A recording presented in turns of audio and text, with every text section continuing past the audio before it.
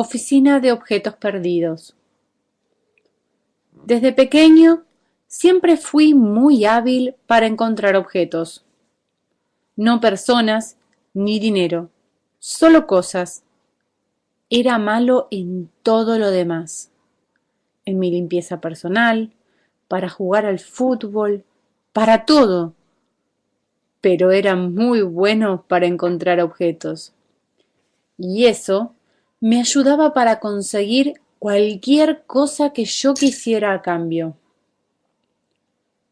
Cuando crecí, algunos chicos que conocía se hicieron personas muy aburridas, con trabajos aburridos. Yo me hice buscador de cosas perdidas. No gané plata, no tuve éxito.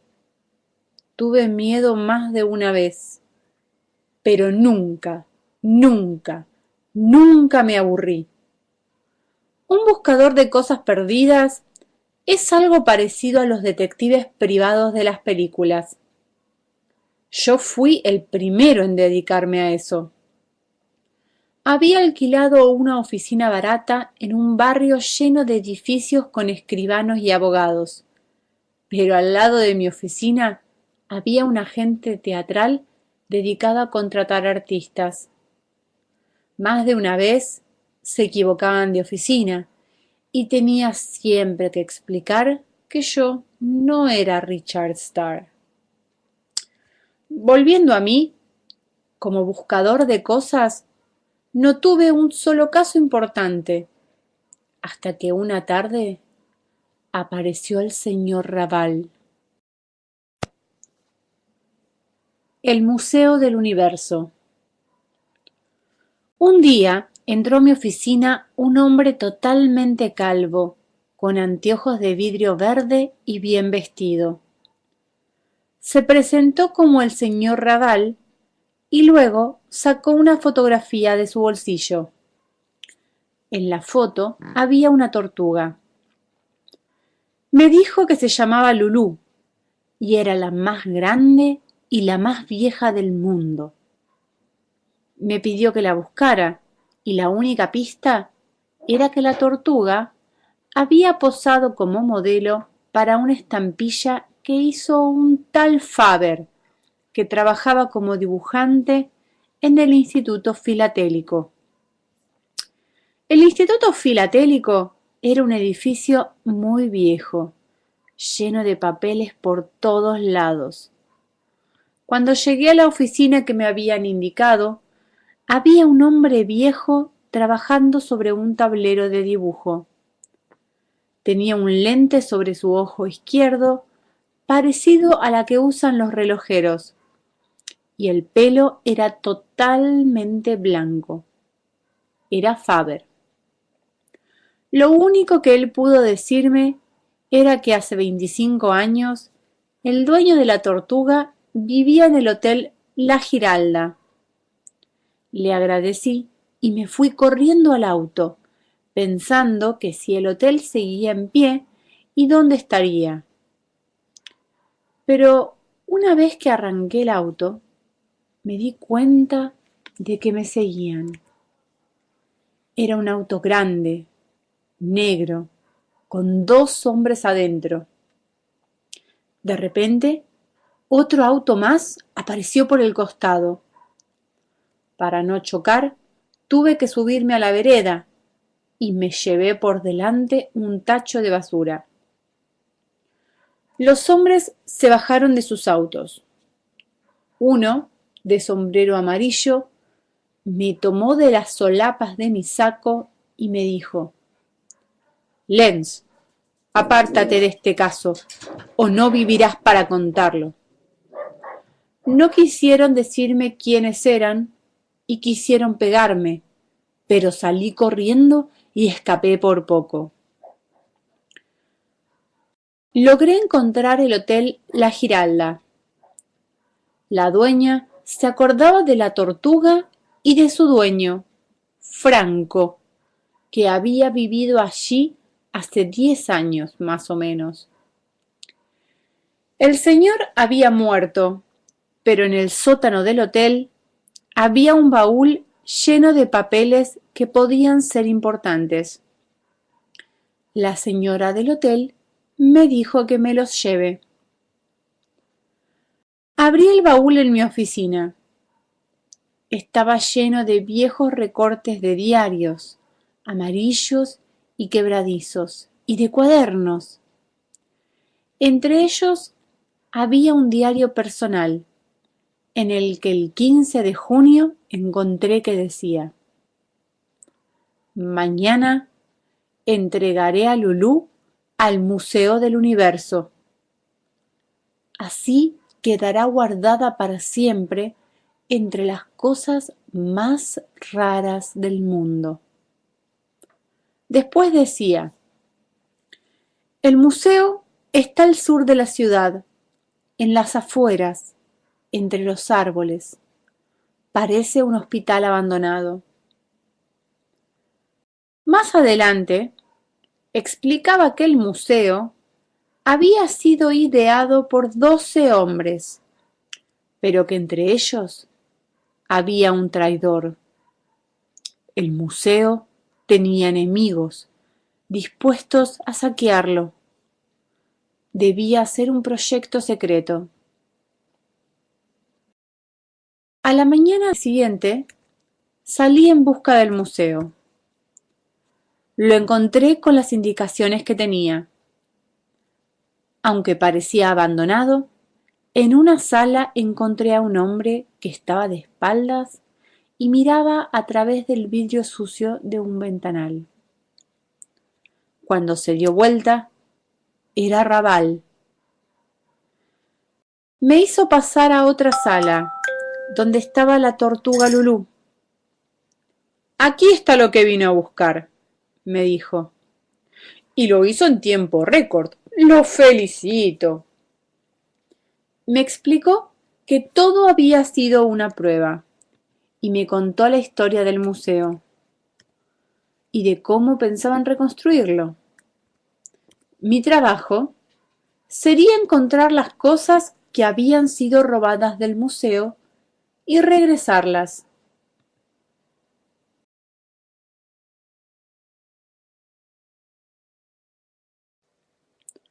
A los pocos días, Raval apareció de nuevo por mi oficina. Me mostró un artículo que decía: Alcides Lancia, el famoso autor de El Nictálope. Raval me dijo que tenía que buscar la pluma vampiro y me mostró la foto que estaba incluida en el artículo. Había un hombre de cara pálida y ojos oscuros. Tenía la manga de la camisa levantada hasta el codo y la mano estaba escribiendo. Pero la lapicera estaba conectada a un tubito que le llegaba hasta las venas. Esta pluma o lapicera estaba conectada a sus venas. Había escrito toda la novela con su propia sangre, por lo que el escritor se fue debilitando a medida que escribía. Lancia había decidido donar la pluma al Museo del Universo, pero al día siguiente desapareció y nunca más se volvió a saber de él. Raval me indicó que visitara primero a uno de los fanáticos del escritor, que era dueño de un cabaret llamado El Dragón Rojo. Lo encontré muy rápido. Cuando entré y pregunté por el señor Rinaldi, me dijeron que estaba en una pesadilla y no lo podía molestar. ¿Qué significaba eso? Desconfiado, corrí como loco hacia la única puerta que había. Cuando la abrí, había una habitación gigante, con el techo muy alto y el piso muy bajo, y suspendido en el medio de la sala, una cama. En esta cama estaba el señor Rinaldi. Le pregunté por la pluma vampiro, y me dijo que él no la tenía, pero me dio la dirección de otro fanático del escritor, un tal Horowitz. Horowitz era un hombre de unos 55 años, de bigote delgado y cerrajero de profesión. Se sorprendió cuando aparecí en su puerta. Me preguntó por qué solo buscaba la pluma y no también al escritor. Le dije que para la ley Alcides estaba muerto, aunque en realidad no lo sabíamos. Él me dijo que no sabía nada de la lapicera. Le pregunté por Vidor, el tercer fanático del escritor. Me contó que todos los fanáticos se habían peleado muchos años atrás, porque Vidor quería que el escritor escribiera mucho, y a causa de la pluma vampiro, escribir le hacía muy mal. Cuando estaba por irme, vimos dos hombres que se acercaban a la casa y que parecían armados. Enseguida me di cuenta que venían a buscarnos. Horowitz dijo que debían ser hombres del Señor de la Humedad. Quise preguntar más, pero no había tiempo. Tuvimos que escaparnos por la puerta de atrás. A medida que huíamos, aparecían más hombres armados, pero finalmente lo logramos.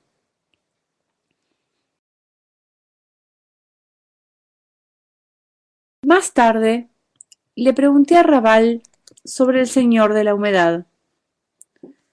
Me mostró una foto donde estaban los 12 que empezaron el Museo del Universo y me señaló a uno. Me contó que ese era el traidor, Maestro, que coleccionaba cosas, pero que no las cuidaba. Todo lo que tenía se perdía y se rompía. Además, su casa estaba llena de humedad. Con las indicaciones que tenía, llegué a la estancia de Vidor, la ley. Cuando llegué, apareció un hombre extremadamente flaco, con enormes mandíbulas y una escopeta en la mano.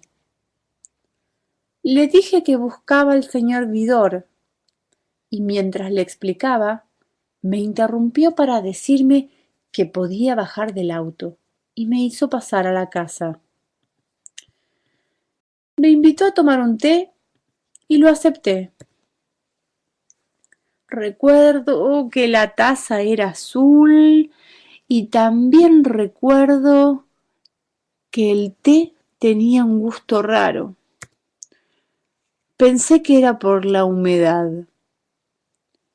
Vidor me dijo que no tenía la pluma, pero mientras se reía, su cara se estiraba haciéndose borrosa. Segundos después, yo estaba inconsciente. Cuando me desperté, estaba sentado en una silla y tenía los brazos atados a la espalda. Frente a mí, en un escritorio, había un hombre escribiendo. Lo reconocí por las fotos. Era Alcides Lancia. Estaba escribiendo con la pluma vampiro. Enseguida apareció Vidor. Dijo que había secuestrado a Alcides y que no le importaba que se muriera por usar la pluma vampiro. Todo lo que él quería era que terminara el nictálope. Pero Alcides estaba muy débil y le dijo a Vidor que necesitaba su sangre también para poder terminar el libro. Vidor se rehusó, pero el escritor actuó muy rápido y en un movimiento hundió la pluma vampiro en la yugular de Vidor, que cayó al suelo. Lancia no me soltó. Con su nueva tinta se dedicó a terminar su libro mientras yo miraba horrorizado. Una vez que terminó, me liberó y me dijo que me podía llevar la pluma. Nunca volví a saber de Alcides, ni supe qué pasó con el cadáver de Vidor. Ese mismo día le entregué la pluma vampiro a Raval. La piedra negra. Con el tiempo fui recuperando distintas piezas para el Museo del Universo. 10 exactamente. Una de las últimas piezas que me mandaron a encontrar, hasta el momento, porque la tarea sigue y el Museo del Universo nunca se llenará por completo, fue la piedra negra, que era algo así como un pedazo de oscuridad. Era tan negra que se veía como una cosa plana, como una mancha. Además, siempre estaba fría. Como antiguamente se usaba para la brujería, Raval me mandó a hablar con Imelda, la jefa de una sociedad de mujeres que se dedicaba a investigar la historia de las brujas. Mientras hablábamos con Raval, apareció un hombre. Maestro. Quería hablar conmigo para proponerme un arreglo. Me pagaría el doble si trabajaba para él. Por supuesto, le dije que no había trato y se fue muy molesto. Cuando buscaba la sociedad de brujas, me encontré que en su lugar había una tienda de mermeladas. Cuando le pregunté a la vendedora, no le hizo mucha gracia que preguntara al respecto. Pero me enteré que Imelda había muerto 5 años atrás y que la sociedad no existía más. Cuando le hablé de la piedra negra, me sugirió que volviera en media hora, cuando el negocio ya estaba cerrado. Y me fui. Cuando volví, Mirna, que así se llamaba la chica, me contó sobre la piedra negra y cómo apareció en su casa. De cómo, en un experimento de Imelda con la piedra, aparecieron tantos horrores que no quisieron volver a utilizarla.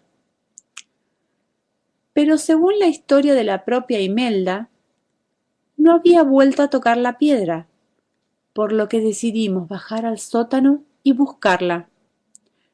Y la encontramos. Estaba escondida en el sótano. Arreglamos con Mirna que yo le llevaría el dinero y ella me entregaría la piedra al día siguiente. Aproveché y la invité a salir al cine. Ella respondió que sí. Me interesaba más la posibilidad de salir con ella que la piedra.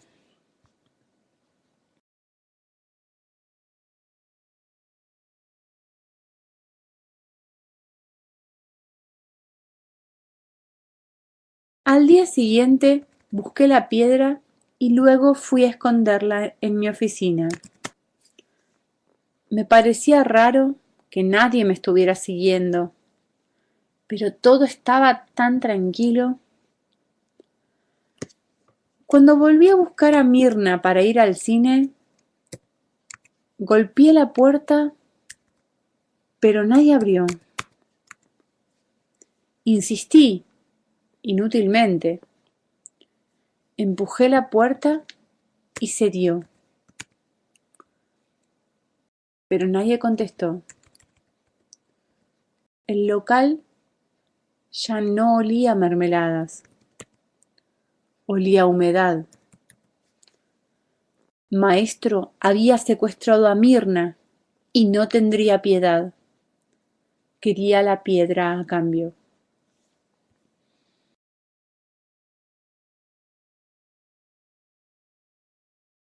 Bien temprano agarré la piedra y me dirigí al lugar indicado en el mapa que me había dejado maestro.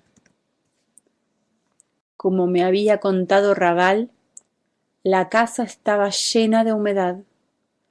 Todo estaba roto, podrido, oxidado y descuidado. Me llevaron con Mirna y entregué entonces la piedra. Pero maestro quería mostrarnos su colección, quisiéramos o no. Así que hicimos una visita forzada. Él nos dijo que le gustaba que las cosas más valiosas del mundo se gasten, que era hermoso ver cómo las cosas se terminan. Era un placer parecido a los finales tristes de las películas. Ya muy dentro de la casa, nos dimos cuenta que no nos dejarían ir. En la desesperación, Mirna tentó a Maestro con los poderes mágicos de la piedra. No sabíamos si funcionaría, pero valía la pena hacer el ritual que había hecho Imelda y ver si con la ayuda de los demonios lográbamos escapar. Al principio parecía que no pasaba nada, pero puedo jurarles que lo que pasó después... Nunca volví a ver nada parecido.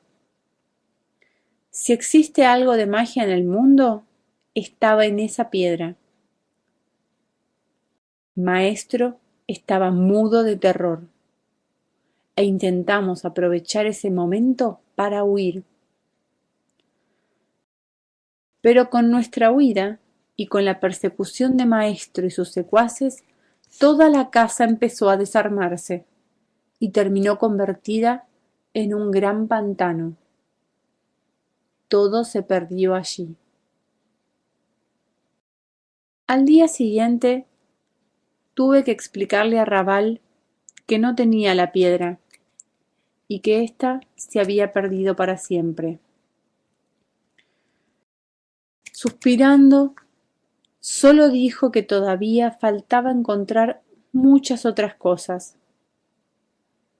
Afuera, en el auto, me esperaba Mirna.